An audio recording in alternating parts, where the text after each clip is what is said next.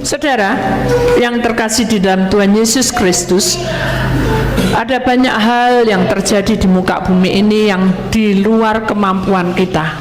Kenapa?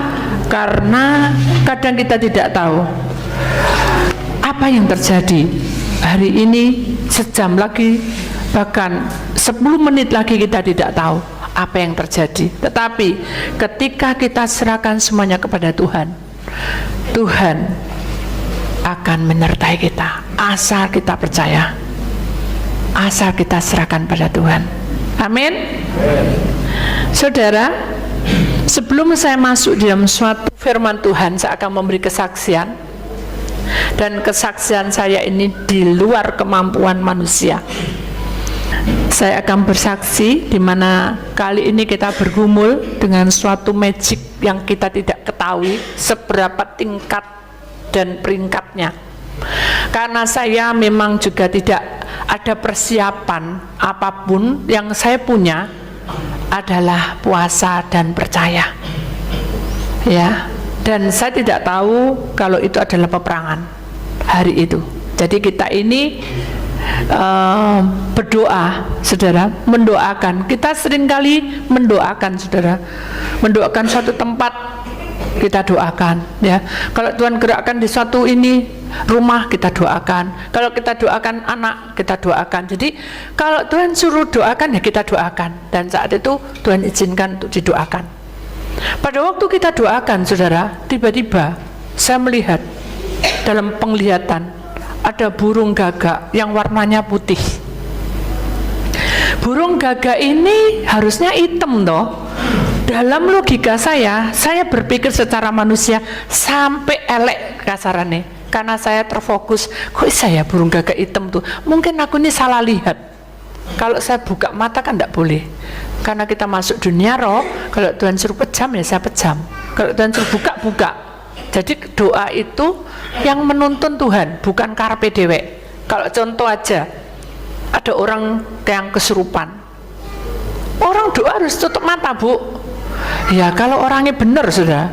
Lah orangnya tidak benar, kesurupan kan kita dia tidak sadar, kita tidak tahu kesadaran dia sampai seberapa. Kita pejam mata, waduh pas keluar, terus marah-marah, saudara dipukul ya apa?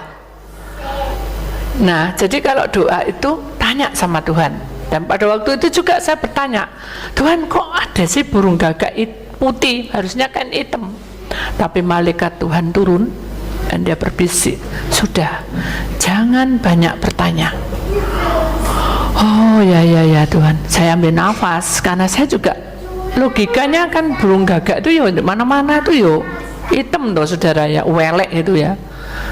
Ya saya berdoa, kita berdoa. Begitu kita berdoa, itu saya bicara sendiri, yang lainnya doa, saya itu berbicara dengan Tuhan. Kasarannya saya itu bicara dalam dunia roh ya, kita bicara roh dengan roh, bukan Tuhan terus Tuhan jawab. Tuhan itu kudus dan kita tidak layak mendengarnya, tapi malaikatnya yang memberi pesan. Roh Kudus diberikan kekuatan dan beri hikmat. Akhirnya belum saya terkagum-kagum, kasarannya bingung dengan burung gagak hitam putih tadi, tiba-tiba di sampingnya ada lagi burung, jadi melengkung gini, saudara, paruhnya satunya ini burung gagak hitam. Nah ini yang baru benar gitu. Itu pikiran saya pakai logika. Begitu saya memakai logika, langsung roh Tuhan bilang dengan malaikatnya lewat Roh Kudus, kenapa kamu kok mempermasalahkan burung gagak putih, burung gagak hitam? Sekarang ini bukan waktunya kamu bertanya-tanya. Nah, seringkali kita mengalami percobaan, kadang kita bertanya-tanya, iki bener apa gak? Apa ini gini? Kita tuh seringkali menghakimi, atau seringkali kita itu menilai-nilai seseorang, atau seringkali kita ini menganggap bahwa persoalan ini harusnya begini. Itu logika kita yang jalan. Tapi ketika kita serahkan di dalam Tuhan, kita tidak boleh banyak bertanya, kita harus lebih banyak berdoa, memohon pada Tuhan apa yang Tuhan mau. Loh Bu, lek gitu ya berdoa terus saya Bu, nggak usah lo ya salah. Saudara mau diberkati, kerja sing giat sambil berdoa. Itu yang benar. Nah, karena saya peperangan roh, tidak mungkin saya yang kerja-kerja, tapi kan saya harus bekerja dengan iman, saya berdoa. Akhirnya burung gagak itu tadi, saudara, sudah paruhnya itu sudah lengket dengan lengket ini. Pada waktu lengket gini, saudara, ini ada sinar yang kuat, tapi bukan dari Tuhan. Itu terus menekan saya.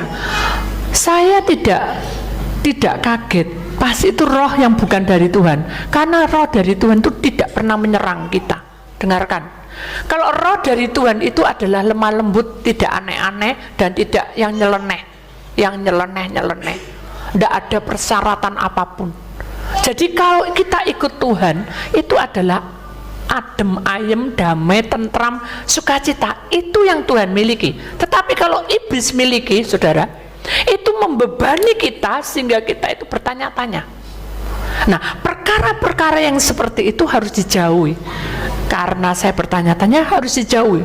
Kenapa? Kalau saya terus tanya, saya bisa ketransfer. Roh yang tidak benar itu menyerang saya dan saya kena. Terus saya bilang, terus ini apa Tuhan? Sudah, cukup sampai di sini. Terus ya apa? Sudah vakum no, ya wis vakum. Di vakum itu berdiri tapi tetap di situ, tidak menyerang mana-mana. Bolanya tetap di situ, di tempat di mana kita doakan. Terus kita berjalan. Selama perjalanan itu Tuhan kasih pengertian. Nah itu, Tuhan itu tidak memberi kita teka-teki, saudara. Seperti kita pergi ke dukun, kamu harus pakai bunga 7 warna ya, persyaratannya begini-begini. Kita kan bingung, untuk apa persyaratan itu? Tapi kalau di dalam Tuhan tidak perlu kita bertanya, Tuhan sudah kasih tahu sendiri. Dalam perjalanan itu Tuhan kasih tahu, kamu tahu burung gagak putih itu adalah ilmu putih, dan ini ada ilmu hitam. Bok kayak apa-apa, ilmu putih dan ilmu hitam, saudara, itu tetap ilmu. Jadi itu bukan tentang pencerahan dari Tuhan atau kuasa dari Tuhan, tapi itu adalah ilmu yang betul-betul apa ya, saudara, punya kewajiban masing-masing. Nah, saya tidak bicara soal ilmu, yang kita bicarakan di sini adalah bagaimana kita bisa mengerti bahwa roh yang seperti itu menyerang kita dan kita bagaimana kelanjutannya. Tuhan bilang Roh Kudusnya, lewat Roh Kudus dia bilang itu tetap aja anakku menyerang. Kenapa? Karena kuasa-kuasa itu kita tidak tahu dia memakai kekuatan apa. Dia memakai sesuatu kekuatan jimat, kekuatan rogo yang bisa memindah-mindah gitu, atau memakai suatu kekuatan magic. Dia memiliki sesuatu benda yang sakti, dibunuh ndak mati ya, dibakar ndak mati, itu memakai jimat. Nah, kalau kita memakai perkara-perkara itu bukan dari Tuhan, walaupun itu perlindungan. Itu bedanya di situ. Jadi kita tidak bisa memiliki perkara-perkara itu. Itu harus dibuang dari hadapan kita. Kenapa? Nanti kita akan menjadi sombong. Kita ini manusia, tidak bisa sempurna, tapi kita memiliki aneh-aneh. Maksudnya sesuatu yang bukan pada tempatnya. Tapi kita tidak bicara soal itu. Itu sudah urusan mereka. Tapi kita ini bicara apa kelanjutannya? Dalam perjalanan itu, saudara, kita berdoa. Doa lagi. Doa dan doa, karena kita tidak tahu. Kalau kita pakai pikiran kita, wes enak aja apaan, wes kasih minyak urapan nih, kasih minyak urapan sendiri, saudara. Wah, tidak bisa, saudara. Jangan coba-coba berani melawan penguasa roh yang bukan dari Tuhan. Kalau Tuhan tidak menentukan, loh terus ya apa bu? Apa dibiarno gitu? Tidak. Pasti suatu saat roh itu akan diusir sama Tuhan. Gitu, saudara. Contoh ini, ada anggota tim musik, ini terjadi sungguh loh, saudara, orangnya masih ada. Tim musik ini memiliki kepala dan dia ada krunya. Kepala ini melihat Bu Titik, waduh cenak ya Bu Titik, pelepasan enak no, ngono tok ya aku bisa ya, lepas tumpang tangannya di kepala mereka. Kepala tanganku sak kepala lebih gagah dari Bu Titik kok. Aku kan laki ya, tumpang tangan. Mari kita menyembah. Wah, enak, memang dia kan punya talenta penyembahan, jadi nyembah terus menyembah, kedagingannya yang keluar. Makanya kan ada nyanyian, ampuni apa? Segala kesombonganku. Karena mampu, karena urapan bekerja, suasana surga turun, kesombongannya keluar. Akhirnya dia berdiri dengan lantangnya dan dia mendekati orang-orang krunya. Ayo kamu semua berdiri semua. Tadinya duduk di bawah, melingkar. Kamu Titik suka melingkar kan? Melingkar. Mari kita doa pelepasan masing-masing. Sini bingung krunya sudah. Gak keliru dah. Iki kok kepala kita loh, kok suruh pelepasan loh. Gak keliru dah. Wis ta wis aja kakek ngomong wis engko ditutuk engko ya. Iki lho kereng iki, wis meneng wae wis kakek ngomong ngono. Sing satune lagi, wis itu firman Tuhan yang bilang katanya. Karena kita ndak tahu itu sesuatu yang apa ya, yang bukan pada tempatnya, terus kita tidak tanya Tuhan, itu berbahaya saudara. Akhirnya dia berhasil sudah tumpang tangan, lepas keluar kan. Bu Titik kan juga gitu, lepas keluar Jawa tuh berhasil 100% mereka bertobat. Itu pikiran mereka, pikiran si pemimpin ini.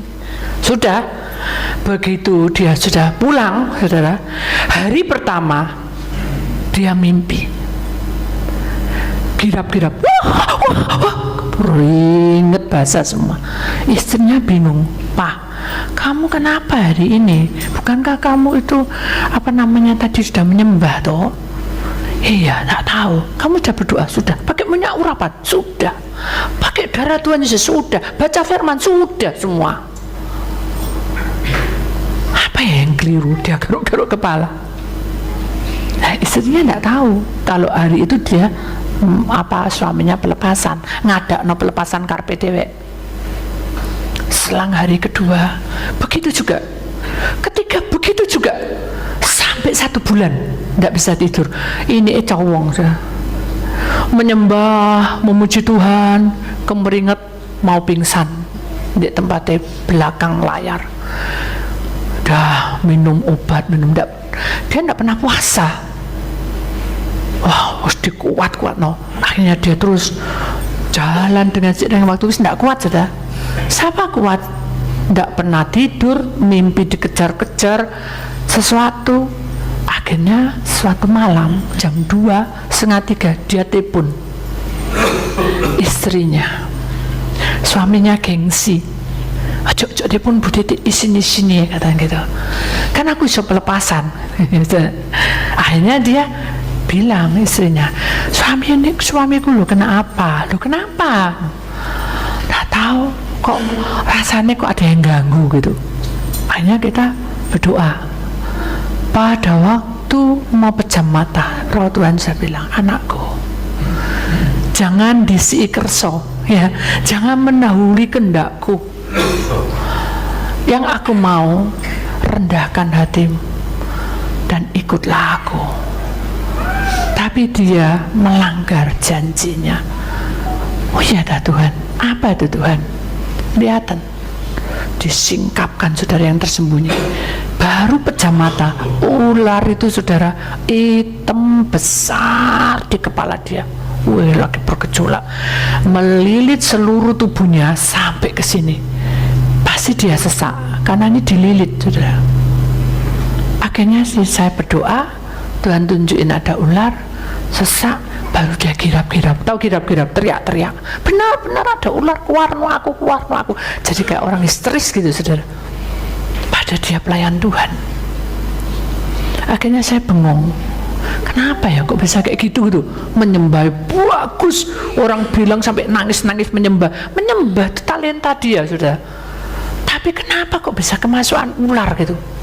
Ternyata langkahnya salah. Kenapa? Karena dia angkuh, merasa bisa. Nah, kalau kita menjadi orang-orang pilihan Allah, hendaknya kita jangan mendahului Tuhan. Halo? Jangan apa? Mendahului Tuhan. Jangan sok pinter. Jangan sok tahu. Kenapa? Karena Tuhan itu bukan dukun. Tuhan juga bukan peramal yang bisa menilai saudara begini-begini. Tuhan itu ingin kita selamat di bumi maupun di surga. Hidup kita ini penuh dengan gejolak. Pribadi kita juga penuh dengan gejolak. Ketika kita mulai merasakan hadirat Tuhan dan diberkati, kita kadang lupa sesungguhnya apa yang kamu cari. Apa yang kamu cari? Coba renungkan. Ya golek duit, Bu, cari uang. Gak cari uang lah aku, ya apa aku kepala rumah tangga. Loh, itu kewajibanmu, saudara. Apa istri-istri yang kamu cari? Loh, ya menyenangkan istri, suami, menyenangkan anak sampai anaknya gede, kuliah tuh sampai berhasil. Loh, itu kewajiban kamu. Apa yang bisa yang kamu lakukan selama kamu hidup di dunia? Yang pertama-tama yang harus kalian ingat, senangkan hati Tuhan lebih dulu. Loh, aku lah gak kerja, Bu. Loh, siapa yang nyuruh gak boleh kerja? Justru Tuhan itu mengizinkan kita tuh bekerja lebih giat. Pagi siang malam banting tulang kasarannya. Dan ditabung, jangan hura-hura, jangan boros. Ini ada uang, wah cereng, ya habis uangnya. Dan jangan pernah iri. Tahu iri? Tahu iri? Bu, sebelah itu loh, Bu. Nggak omong sama Tuhan tapi omong ambai. Nggak ada di sini, di luar negeri banyak, Bu. Sebelah itu loh, Bu. Mewek nggak seneng. Kenapa? Tak bilang Ibu ya. Loh, ada apa? Sebelah itu loh, Bu. Oh, jahat orangnya, Bu. Sudah jahat, nyolongan, malingan katanya, dan juga suka itu gosip. Kok bisa kaya ya, Bu ya? Kok bangga, saudara? Jadi hidupnya sudah tidak benar, kok jadi kaya? Kok aku ini kok tidak kaya gitu loh? Kasarannya gitu loh, saudara. Saya tahu maksudnya gitu, tapi saya bilang apa? Saya tidak mungkin saya bilang, Yus kamu doa, kamu kerja. Lah, saya tidak punya hak atas hidup saudara. Tapi ketika saya bilang mengalir aja, tidak seneng hati, saudara. Mesti mengalir. Bosen aku. Yo, Bu Titi gak ngerasa noloroku, gak ngerasa aku nih kekurangan segala sesuatu, ngalir padane aliran sungai opo ae. Nah, kenapa saudara bicara seperti itu? Karena sudah ada jenuh, betul enggak?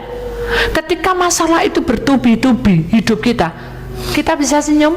Halo? Bisa senyum? Ngerasanya senyum, Bu, lek iso tak bandingi kabeh, Bu, betul enggak? Lek iso muka sudah pasang, muka sudah enggak nyeneng, sudah. Pak, tak pergi ke pasar sih. Itu sudah. Apalagi ibu-ibu enggak ada di sini ya, Bu ya. Pak, 1 bulan itu biasanya Bapak ngasih aku 5 juta, Pak. Sekarang, keluar sungut itu. Berapa ini? Enggak boleh, Ibu Titik. Berapa nih, Pak? Cuma 2,5 juta, Pak. Si suami, Ma, Papa ini punya hutang di pabrik, Ma, 2,5 juta. Sabar ya, Ma. Digoreng tahu. Biasanya, ku mau cinta Yesus. Sekarang ndak iso nyanyi, saudara. Gudeg. Ma, pelan-pelan, Ma. Nanti rezekinya ndak ada, Ma. Ndak peduli. Sing sabar toh, Ma, katanya Bu Titik. Wes, Bu Titik melok Bu Titik sana. Aduh. Ndak ada ya di sini ya. Di luar negeri banyak, saudara. Jadi seringkali ketika kita punya masalah, suami istri ini bisa tengkar, saudara. Betul ndak? Sedikit ngomong aja, wes murup, saudara. Wes ngalor ngidul omongan ini. Nggak ada di sini ya. Cuma gara-gara nggak denger ya, saudara. Wis muntuk, saudara. Gara-gara kita salah naruh aja. Wis gemes lagi. Anak juga gitu. Kalau kita ini sudah berusaha menyenangkan, membahagiakan anaknya kadang nggak tahu diri. Apa, Bu? Lah ya apa, Bu? Saya sudah baik-baik sama anak saya. Anak saya nggak tahu terima kasih, Bu. Dia lo nggak tahu panas, dingin, pahit di dunia. Aku ini lho Bu sing ngrasakno. Sudah, jangan menuntut. Serahkan sama Tuhan. Kalau kita serahkan pada Tuhan, Tuhan itu pasti memberi pertolongan. Karena kita mendahului, iblis tangkap kita. Akhirnya saya bilang gini, doa pelepasan ya. Gitu sudah ditarik mukanya ke dalam. Karena aku ini pelayan Tuhan. Lah kenapa harus pakai doa pelepasan? Tak lepas loh dewe opo? Lah isa. Masa saya bilang, ya ndak isa ya. Ya ndak perlu gitu, sudah mentang-mentang. Silakan itu. Kalau mau pelepasan silakan. Bisa aku ajarin aja. Sambil semangat. Aku ajarin aja bagaimana caranya. Sambil nongkrong gini sudah. Saya bilang, ya sudah puasa kamu. Jelek ketek cuma poso tok ta. Loh, saudara, dianggap remeh, saudara. Iya, memang puasa tok dan percaya. Wah, aku ya isa, wes gampang, aku jalani dewek. Ya sudah. Masa saya, kamu enggak bisa, ya sudah, enggak ngapain saya membenarkan diri. Sudah, sungguhan saudara. Istrinya diajak. Istriku, kamu sayang enggak sama aku? Ya, sayang, Pak. Ewangono aku poso ya. Oh iya Pak, tak ewangi. Anake genti. Nak, kamu cinta ndak mbek Papa? Ya, ewangono poso ya. Kapan itu? Besok ya. Besok ada ulang tahun anak. Itu temanku Pak. Wes kamu tuh cinta Papa ndak? Takut dibentak. Ya. Tuh semua teman-temannya puasa, sudah satu rumah tuh puasa. Akhirnya dia bilang, saya percaya Tuhan berkuasa. Pokoknya dia bilang gitu, pokoknya dia tentang firman. Wah bagus lah saudara, saya tahu dia memang ngomong kata-katanya juga bagus. Akhirnya dia berdoa, doa menyembah, naik saudara, dia Tuhan naik. Dan dia mengimani kalau sudah naik, roh penguasa yang ular tadi sudah lepas. Memang benar lepas sudah, lepas ya, seperti gambar itu kan. Begitu beban itu dibuang sama Tuhan, lepas. Iblis tidak gandoli, karena Tuhan yang bekerja, dilepaskan. Nah, lepaskan, wah dia senang. Oh gampang, gini tok ndak isa. Aku loh muda, cara gini kok ndak dulu aku kok ndak puasa. Waduh, saya tunjukin semua. Ayo kita harus banyak puasa. Ya bersyukur ya kalau dia bisa menerangkan tentang puasa. Akhirnya suatu malam, saudara, dia tuh mikir, nanti sebentar lagi aku tuh mau tidur. Kira-kira ularnya datang lagi apa enggak ya? Enggak mungkin datang. Jadi malam mulai dari jam 10 sampai jam 3 tuh ngomongnya gitu terus. Enggak mungkin ularnya enggak mungkin datang. Minum sebalik. Kau orang gelisah, saudara. Siapa yang tahu itu kalau kita gelisah? Halo? Siapa yang tahu? Dua oknum. Tuhan sama siapa? Tuhan sama iblis. Begitu dia gelisah, saudara, istrinya datang. Pak, sudahlah, Pak. Kok Papa tidak bisa tidur? Sini Oma, jujur aku bilang, bisik-bisik saudara. Takut ketahuan siapa? Iblis masuk bisik-bisik tidak mati loh, iblis tahu. Aku tuh jujur mah, tak bisa tidur. Tak kenapa loh Pak? Takut. Apa? Papa, ular gitu. Nah, itu saudara. Kalau dipikir-pikir kan jadi aneh kan?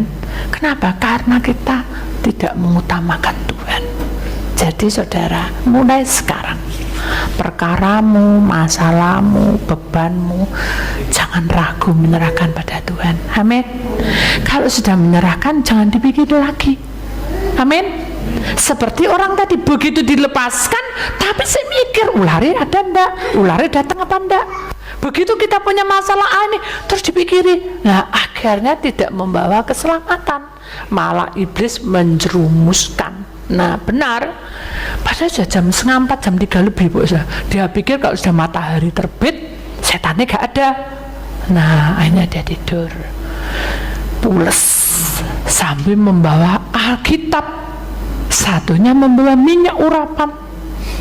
Dengarkan saudara, Alkitab ini cuma tulisan, yang terpenting adalah ayat di dalamnya, betul enggak? Ketika kita punya iman sebiji sesawi bahwa Tuhan berkuasa atas ular itu, pasti tidak akan terjadi. Tapi dia pegangan Alkitab dipegang rapat, dipegang, diperkes saudara. Minyak urapan juga gitu, tujuannya bukan terus kasih minyak urapan setan tidak akan menjamah kita. Karena punya iman, maka dengan pelantara minyak urapan ini pasti ular itu tidak akan mendekati kamu, karena dia mikirnya beda. Lek semegang minyak urapan aku jadi aman, kalau sudah pakai Alkitab aku jadi selamat. Nah, dia tidur gulingan, bukan gulingan itu gulingan Alkitab sama gulingan apa minyak urapan. Ngowoh-ngowoh, baru setengah jam dia sesak nafas. Saudara, mau dibawa ke UGD karena sesak napas mendelik-mendelik itu sudah tidak sadar diri. Begitu tidak sadar diri, bingung istrinya, didoa-doa tetap kayak orang ya tadi, bukan kesurupan, ya tadi sesak terus mendelik-mendelik naik ke atas, matanya tuh yang hitam tuh tidak ada. Dia ketakutan sekali, dipikir serangan jantung, dibawa terus ya, diangkat terus ya, orang 10 terus tidak bisa. Diangkat orang 10 tuh tidak kuat orangnya saudara, akhirnya ngalah saudara. Nah istrinya kan takut, hanya dia ngebel saya, ya apa ini, tolong ini, aku tolong aku tolong ayo kamu kesini. Loh saya perempuan saudara, saya tidak tahu tempat nih. Saya bilang sudah doa percaya doa, jangan bingung, doa ya, cepetan sudah doa kamu, ayo kita doa ya doa. Begitu doa, ternyata saudara, dalam penglihatan secara dunia roh, ular itu sudah mengikat dia, sudah sampai di sini. Jadi ini mulut sudah masuk separuh sudah, makanya dia sesak. Jadi mulutnya itu sudah masuk di kepalanya dia separuh, mau ditelan, melingkar gitu. Dan saat itu juga roh Tuhan datang pada orang ini tadi dan ditanyai, maka kamu percaya bahwa kuasaku lebih besar? Dia tidak bisa ngomong. Begitu Tuhan cuma begini saudara, cuma kasihkan gini, dibeginikan aja ya, dengan kuasa darah Tuhan Yesus ya, langsung dia lepas. Dan dia percaya, dia bilang gitu, mulai sekarang lakukan kewajibanmu masing-masing. Ya, saya mau. Begitu mau, hari ini juga sesuai dengan imanmu, keluar kamu iblis. Sudah mencetat gitu toh saudara, hilang pus gitu. Sampai detik ini orang itu tidak berani masuk yang bukan bagiannya. Nah, jadi saudara, mari hidup kita ini punya kewajiban masing-masing. Saya punya kewajiban, saudara punya kewajiban, talenta saudara apa, itu dihidupkan. Jangan yang aneh-aneh. Ya, kenapa? Kalau kita bicara soal yang itu tadi, yang di luar pikiran kita itu tidak mampu, saudara. Saya juga tidak kesenangan. Semua orang harus menghadapi, tapi setiap pribadi punya peristiwa masing-masing berbeda. Seperti yang saya alami ini, pada waktu itu saya sedang memuji-muji Tuhan, kemudian ada penyerangan yang kedua. Saudara, tiba-tiba saya itu melihat ada ular yang besar sekali, 20 meteran tuh saudara, tapi ularnya itu perutnya kayak besar gitu saudara. Saya baru tahu itu, kuning kekuningan tapi perutnya besar, menyeberang saudara. Karena menyeberang, saya bilang sama orangnya yang tadi setir mobil, jangan lewat situ. Saya tidak mau lewat situ, tapi harus lewat situ karena satu arah. Terus hanya Tuhan ini apa, pokok jangan lihat matanya. Secara logika saya tidak mampu. Kenapa? Itu mata kelihatan, saya tidak mau. Nanti begitu kelihatan gini saya lihat, wah pasti kena semua, bisa kecelakaan, bisa apa. Saya tidak mau. Akhirnya saya bilang, Tuhan, apa yang harus aku lakukan? Tuhan tuh lo tahu kerinduan saya, Tuhan lo tahu perasaan saya, Tuhan lo sangat mengerti kekurangan saya. Akhirnya yang nyetir mobil itu mundur, kemudian dia belok, tapi beloknya salah, bukan satu arah, bukan dua arah, tapi satu arah, jadi berlawanan. Pada waktu berlawanan itu saudara, saya ya berdoa, Tuhan ini melanggar, apa yang saya lakukan? Malaikat berkata, jangan takut, aku menyertai kamu, kamu harus lewati seperti ini. Lewati saudara, jalan sempit itu dilewati sampai belok, sudah lega, kita sudah melewati. Itu serangan yang kedua, kita lewati ular itu sudah lega. Terus Tuhan kasih tahu, itu ular sudah mati ya. Karena dia itu membangunkan, jadi ada orang yang bisa membangunkan mayat, membangunkan binatang mati, memang ada itu ilmunya. Itu ular mati karena dia lagi punya anak di dalam, mungkin terlambat, entah dia kesobek, entah mati di situ. Makanya kan saya bilang ular itu kayak hamil gitu. Nah akhirnya dihidupkan supaya kita diserang, tapi Tuhan itu berkuasa. Jadi saya tahu ceritanya karena Tuhan yang menceritakan. Sudah, itu yang kedua, kita jalan. Dalam perjalanan tuh hati saya gelisah, saudara. Kenapa? Wah ini apa ya? Kok perasaan saya itu merasa dia itu mengejar saya, terus dikejar. Saya bilang, Tuhan, tak serano. Saya tahu ini memang penerangan. Setelah itu, saudara, kita itu di persimpangan. Pada waktu di persimpangan persis sudah di situ tuh, saya tidak tahu kalau itu ada kuburan keramat. Dan di dalam kuburan keramat itu setan tuh begini loh caranya, cara untuk hidup. Mama saya ini setan A, terus dia maaf ya ini cerita aja, ini setan B. Tapi karena kekuatan saya lebih besar dan lebih tua, dia yang harus menyembah saya. Nah seperti itu. Jadi dia perang. Makanya kalau di dalam firman Tuhan, satu roh yang dikeluarkan, 7 roh yang ikut. Ya seperti itu. Begitu kita keluarkan roh yang jahat satu itu, dia berkelana. Setiap berkelana kan melewati tempat lain. Di tempat lain itu dia perang dengan orang, dengan tempat ini. Jadi setiap tempat ada rohnya. Dia perang di sini, mama. Tempat rumah saya di sini. Dikeluarkan, kita jalan lewat sini. Ini tidak terima. Perang. Begitu dia kalah, dia harus ikut saya, ngabdi ke saya. Terus nanti kita masuk lagi ke telatah lain lagi, tempat lain, perang. Saya kalah, saya harus ngikuti dia, gitu. Tapi memorinya tidak akan lepas. Saya punya rumah di sini. Makanya kalau kita pelepasan, kita tidak boleh tetap berdiam, tidak berubah untuk mencintai Tuhan. Harus ada perubahan untuk mencintai Tuhan. Pelepasan itu seperti itu. Dilepaskan harus hidup baru. Kalau enggak, setannya yang berkeliling-keliling itu membawa 7 roh lagi. Kan perang-perang bawa masuk, dia punya bolo lagi, masuk kembali ke rumah yang lama. Itu polanya iblis. Nah, pada waktu itu yang dinamakan kuburan keramat itu tadi, ternyata setan yang ada di situ tuh lebih rendah dari yang mati itu, saudara. Itu kan ada jimat-jimatnya. Akhirnya ngomong, aku pinjem jimatmu sih ya. Aku ndak pantas bangun kamu, tapi aku tak pinjem jimatmu. Benar, saudara. Jimat berdiri seperti tombak itu. Ini mobil, ini jimatnya jalan. Jadi ini mobil, ini ditututi, saudara.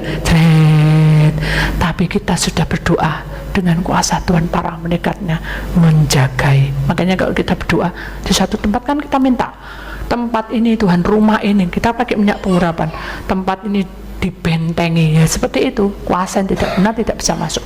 Mobil ini tadi terang, sudah malaikat Mikael sudah berjaga-jaga.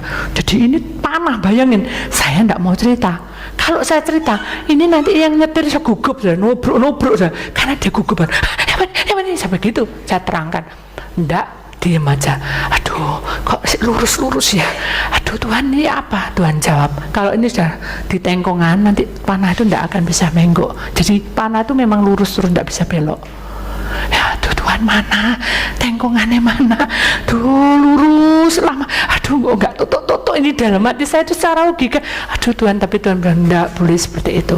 Menyembahlah engkau, sembah dalam nama Tuhan. Kok yo pinter orang-orang di sebelah saya nyanyi juga dalam nama Tuhan, dalam nama Tuhan. Semua sudah peka kok, yang pengikut, yang ikut-ikut saya tuh kalau makan juga gitu. Mama, ini cuma cerita aja, kita duduk nih.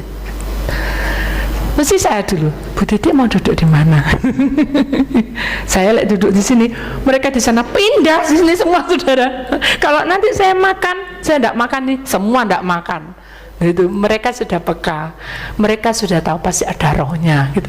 Sama seperti yang di dalam mobil ini, 2 orang nih nyanyi dalam nama, tak lirik aja, dalam nama Yesus, dalam nama, mentang pulang tegang. Yang di belakang tak lihat, dalam nama Yesus, dalam nama Yesus. Saya diam aja, wes pokoknya doa Tuhan cepet nang kasih tengkongan nanti.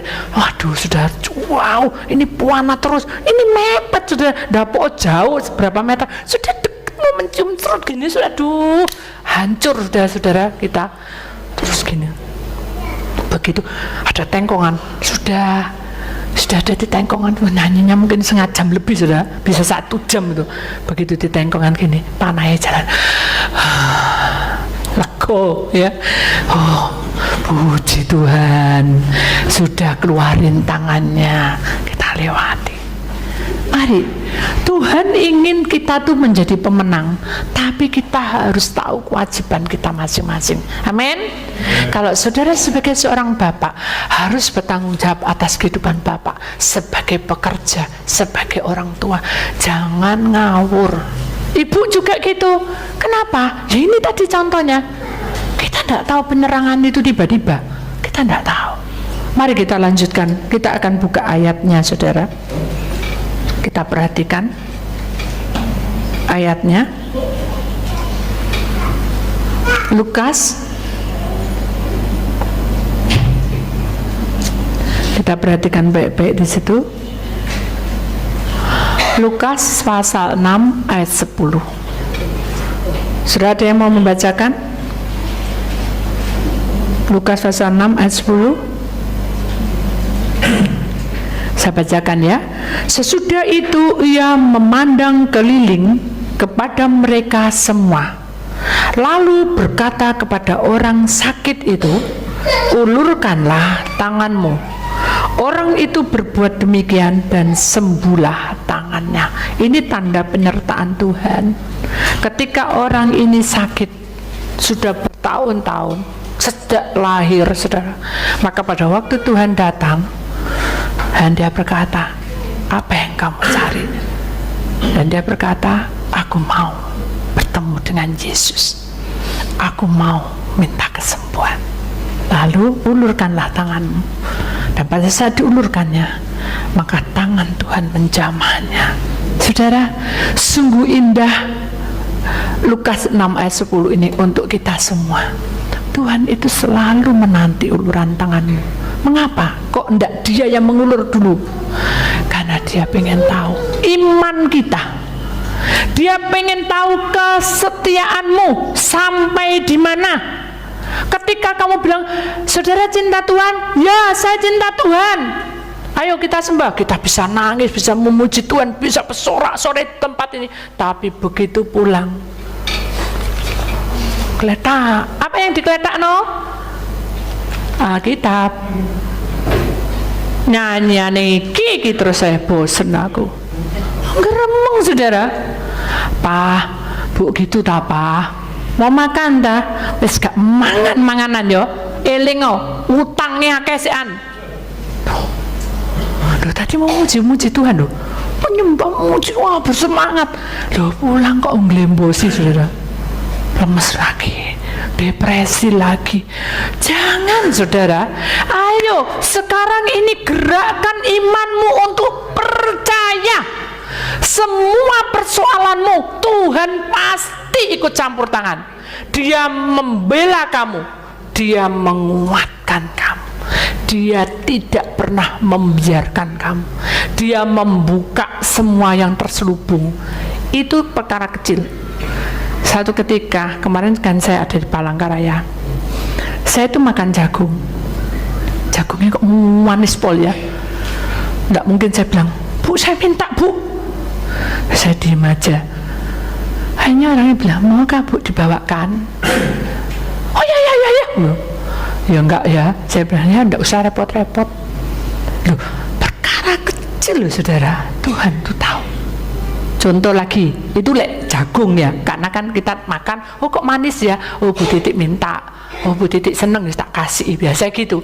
Ini perkara kecil, saya tuh makan, biasa kasih teh manis. Maaf ya Bu, saya bilang teh manis itu kurang cocok buat saya, karena rasanya mungkin berbeda. Tapi saya sungkan ya, tak lekai saudara, tak minum aja, tak doa. Terus saya dalam hati, wes aku tidak sangat repoti sing punya rumah lah, aku minta RS saya. Udah ngomong saudara, diem di depan saya, tiba-tiba orang yang ngasih RS. Siapa yang gerakkan? Siapa? Ini ngejak nota do timbang RS. Kalau logika saya tanya, saya bilang sama, karena pengen tahunya, Bu, kok jadi ganti RS? Saya lihat ibu itu mungkin haus. Loh, tidak masuk akal, saudara. Betul enggak? Itu perkara kecil minta RS. Loh, kok Tuhan sudah sediakan gitu? Saya tidak perlu ngomong sama orangnya, Tuhan sudah sediakan.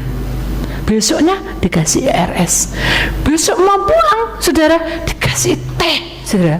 Terus saya berdoa, Tuhan, saya bilang teh gak enak loh. Tuhan, karena tuan rumah sudah memberikan teh saya, Tuhan terima kasih, saya minum. Kok beda ya rasanya? Kenapa?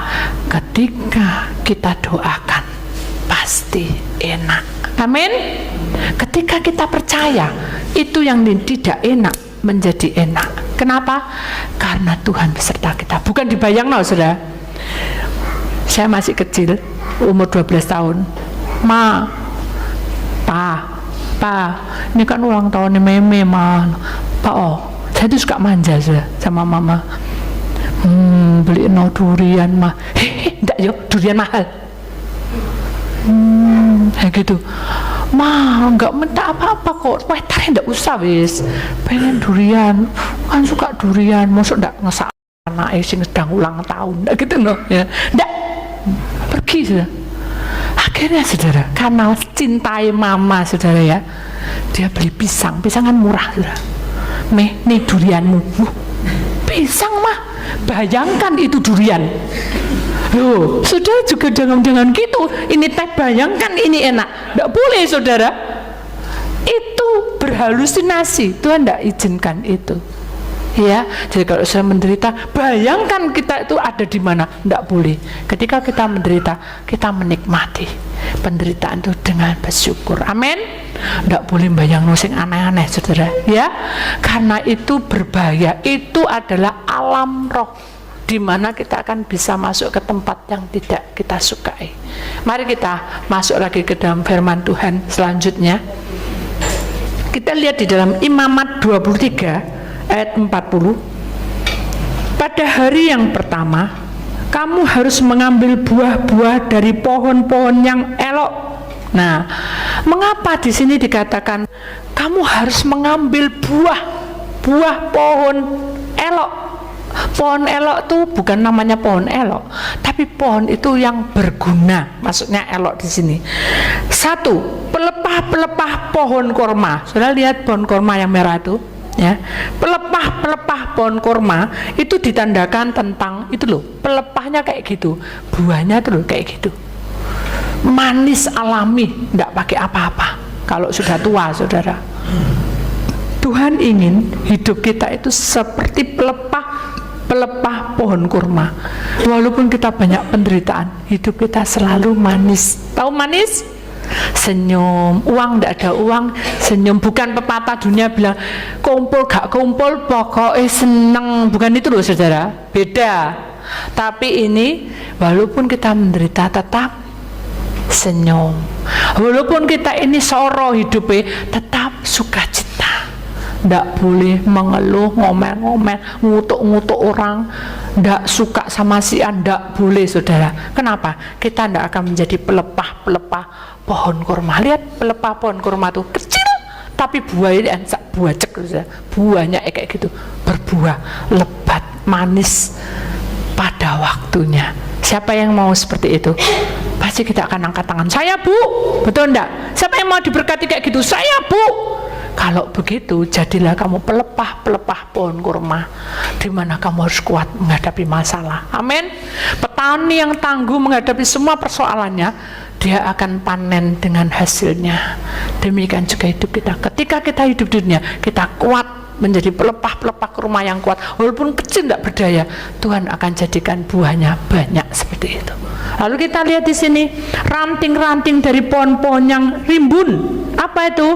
Dari pohon-pohon gandarusa. Nah, itu pohon gandarusa, sudah lihat bentuknya kayak gitu, sudah bentuk itu kayak gak rupa, sudah. Wah, suburnya luar biasa. Di situ banyak binatang-binatang mulai dari kecil besar berlindung di situ. Itu tanda ketika kita itu hidup di dunia, biarlah kita itu mengayomi orang di sekitar kita. Jangan tukaran terus, jangan bergosip terus, jangan cari masalah. Ayomi seperti pohon gandarusa ini. Dia mengayomi, memberi damai, memberi dampak yang kuat.